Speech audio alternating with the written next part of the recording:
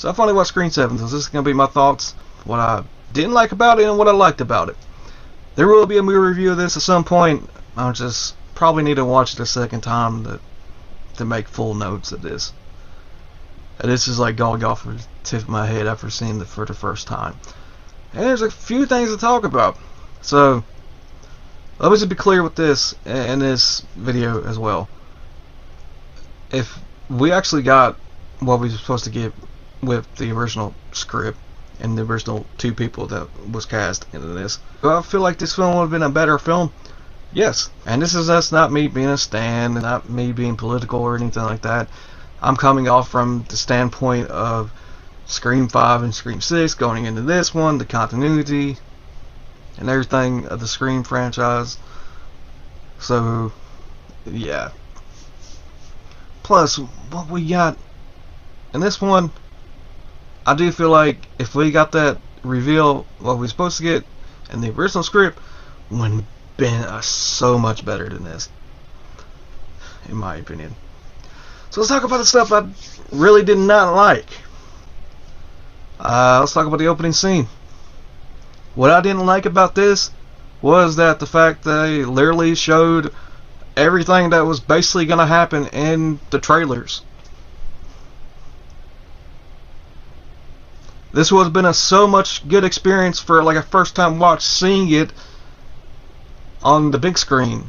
But no, they ruined that for everybody. Unless they didn't watch the trailer, I guess. What's my really big gripe about the opening scene?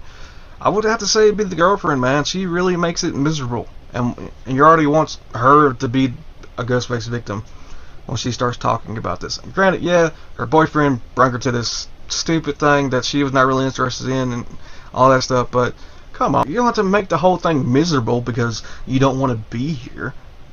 You didn't even have to come here. So that got on my nerves watching that, and when she got what she got, I was very impressed. And again, still kind of mad because they literally showed everything in the trailer. Like, come on. That's so stupid.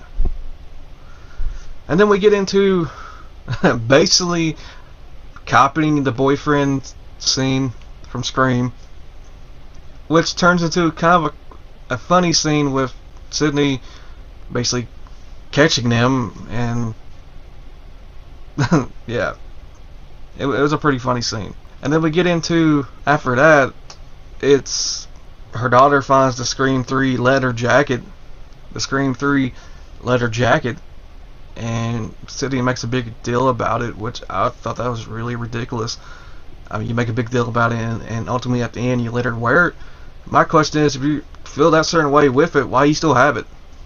It's back in your college days. That should be like, what, 10, maybe 20 years at that point? It doesn't make any sense. And then we get into another copycat of the original Scream film with her, Sydney's daughter catching up with her friends and everything, and they're talking about a party. I'm like, oh. So they're going to go full on with that, but they don't. When they do that, you're automatically thinking, oh, they're going to go fully all the way into copying the first film. Luckily, they don't do that, but when you see the scene, you're automatically thinking that. And then we get into the cop husband. That was kind of weird seeing that guy in this film. The guy's mainly for comedy, I think, and being in a Scream film. And what's kind of a gripe with me with this film, because I love firearms and I'm all about that stuff. Sydney has a gun in the car, has a gun at the store, in the safe, have a safe room and everything. I don't know, maybe there's something with concealed carrying at that state or something like that, but why is she not carrying? That kind of defeats the purpose. And not to mention, why are you not carrying at all times when it's revealed that a Ghostface killer is here?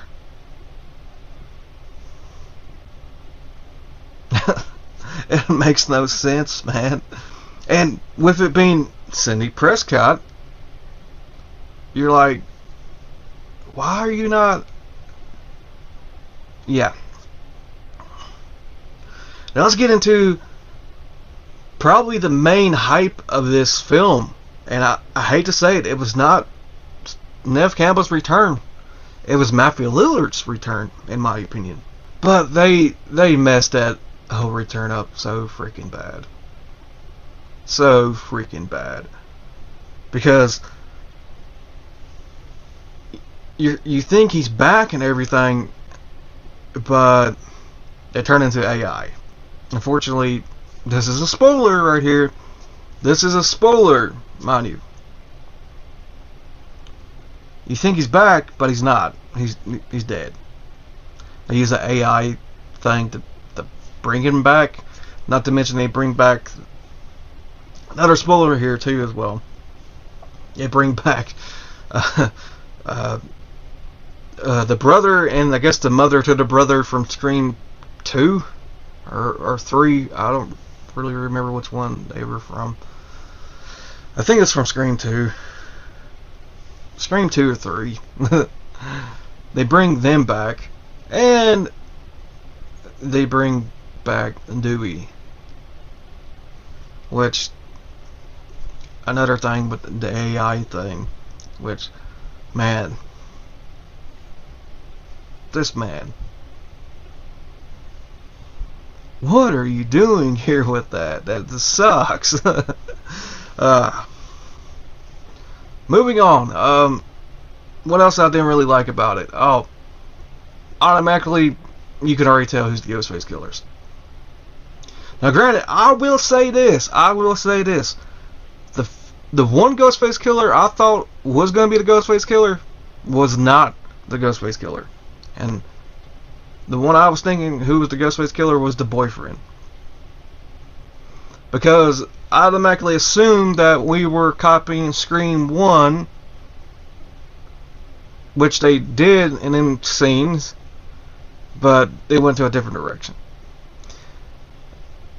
But when you see the mother of the creepy, I guess, well, not really stalker, I guess wannabe podcaster reporter, or crime podcast reporter wannabe, the mother to him, you can already tell she's the Ghostface killer. Because, oh yeah, that's another spoiler, people. The craziness look in her eyes. I'm like, see how this plays out, but continue on with the whole movie. And then we get into Stu's back and everything, and then they go to the mental hospital and everything.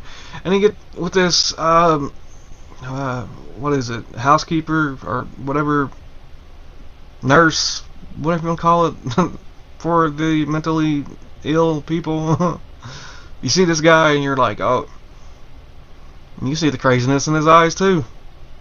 He's another Ghostface killer. But they try to tip you off, like play in a different direction, because Sydney shows a picture of Stu and he goes with the thing, yeah, this is John Doe. Oh yeah, mind you, while all this stuff happened, there was another Ghostface killer that went to the copy shop and everything, got some coffee and gave Sydney a very menacing and creepy look, which he was a Ghostface killer as well, but he was the first one to go. And here's the last thing I really dislike about this movie, which is kind of bringing up with the past two movies and everything, with the returning cast from them films, Chad and Mindy. Honestly, I don't understand why they're in this film at all. It makes no sense because of the core 4. The core 2, I guess now at this point. No, they're Gail Waiter's bleeped. They're basically Gail Waiter's female dog at this point. I mean, I hate to say it that way, but that's what it seems like to me, man. And what they brung into this movie, the character, what they bring into this film and the character development from this film compared to the other one, like it's nothing, and it felt like lazy writing as well at that point. And I hate to say that with Kevin Williamson because he writes awesome, horror films, but this one, man, you dropped the ball. This one, for these two characters, you dropped the ball. I mean, he tried to bring back that whole, like, that horror fan suspicious element into it with Mindy's character, and it just doesn't feel that way it did with the previous films. And honestly, I thought Chad got killed. I mean, it looked like he got his throat slashed. But then again, I will admit, what I watched it off of was a bootleg copy online, so I'm not going to pay money. I'm not going to make my sister to pay money to go see this at that theater that costs a little bit extra more, and the seats are not really all that. I mean, the whole thing was not all that, what everybody was talking about, so yeah. But again, I feel like there was no development, there was nothing brought to this with their characters, and being Geldwetter's female dog at this point. Now let's talk about the stuff that I did like. Now, my biggest worry was about the Ghostface kills. Well, we were going to get the same stuff. Was they going to be innovated and stuff like that? And I have to say, they were innovated. They were brutal. They were bloody. And I was actually surprised with some of the kills in this. Can't say it wasn't, because it was, man. The kills in this is awesome. Let's talk about the fight scenes from Sydney and her daughter. Oh my god, dude, I thought that was pretty awesome. Plus, we're finally talking about, like, basically the third act of the film, the last final thing, basically. So, yeah, it was pretty cool. It was pretty cool. I can't lie about it, man, because this one, I would have to say, Sydney fights a lot more harder and more bad to the bone, in my opinion. Or maybe it's where I haven't really watched Scream in a while, but I feel like this one, she actually fights more, which, that's kind of what we wanted. This is what we wanted more of. So, yeah, her daughter being in the mix too, and then that ending scene, man, that was so cool, in my opinion. I can't say nothing about it, man. But is this the best Scream? Is this what everybody's talking about? Like, is it all that and a bag of chips? No. And I'm not saying this because I'm a stan or I'm on Michelle's side or whatever, stuff like that, or being political. No. Everything I said was bad in this really made it hard to watch. Yeah, the kills made up for it. Her being more bad to the bone and fighting more harder than anything, yeah, it kind of made up for it. But no. This is probably still this is probably the worst Scream film in the franchise, in my opinion. Now, if you want to bring up, oh, this one outdid the box office numbers and all that stuff, that's only because y'all want to outprove the protesters and that whole ordeal thing that's going on right there. That's what y'all are doing, because y'all are seeing it more extra, right?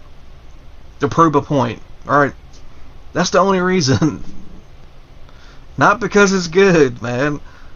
But then again, stupid movies will always be good in a sense of rewatchability. So, yeah. What else I gotta say for it, man? Really nothing else. I basically said all I need to say in this. There will be a movie review at some point. So, yeah, hope you like this video. Please like it. Please subscribe. Check out the X page. And have an awesome day, guys.